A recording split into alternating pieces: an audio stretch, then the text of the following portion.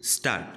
Having noticed the salient fact on which there is not much dispute, this court is firstly constrained to observe that there is no material or evidence to indicate what steps the corporation took between 30 April 1996 to 3 February 1998.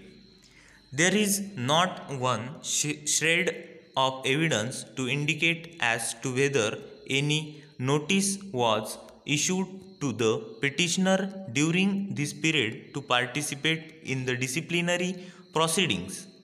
As noticed above, although the order dated 24 April 1998 asserts that various dates had been fixed by the inquiry officer appointed on 17th February 1997. No such notice has been placed on the record, nor have details of any such notice been alluded to or disclosed in the affidavit filed in these proceedings on behalf of the corporation. Even the order sheet which stands appended along with the counter affidavit of the corporation refers to dates which were fixed in 1996. On the above state of the record, the submission of the learned counsel for the petitioner that the disciplinary proceedings were revived only in 1998 after a long spell of unexplained silence and inaction appears to have force.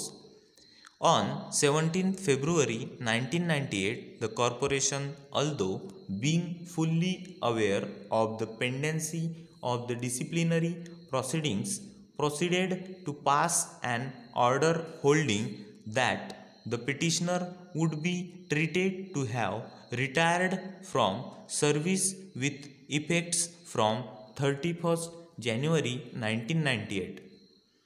If the petitioner was permitted to retire with effect from 31st January 1998, this court fails to comprehend what authority inhered in the corporation to proceed with or continue the disciplinary proceedings or to inflict any punishment upon the petitioner.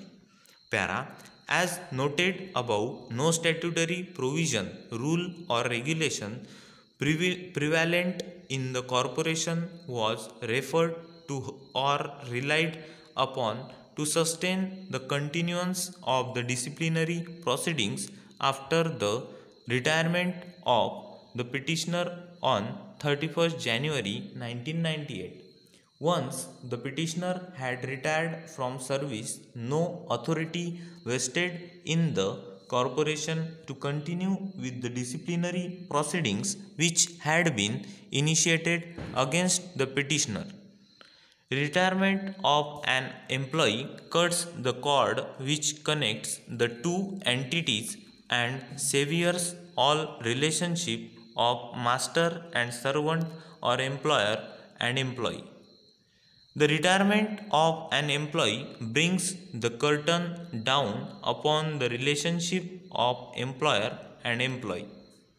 Once this event occurs, no further jurisdiction or authority vests in the employer to inflict any punishment upon the employee thereafter. Even otherwise, the following facts also need to be highlighted. Admittedly, the inquiry report was submitted on 19 February 1998. A reading of the said report, which stands appended as Annexure 14, clearly shows that the inquiry officer has not recorded his satisfaction in respect of the guilt of the petitioner on the basis of any material or evidence on record.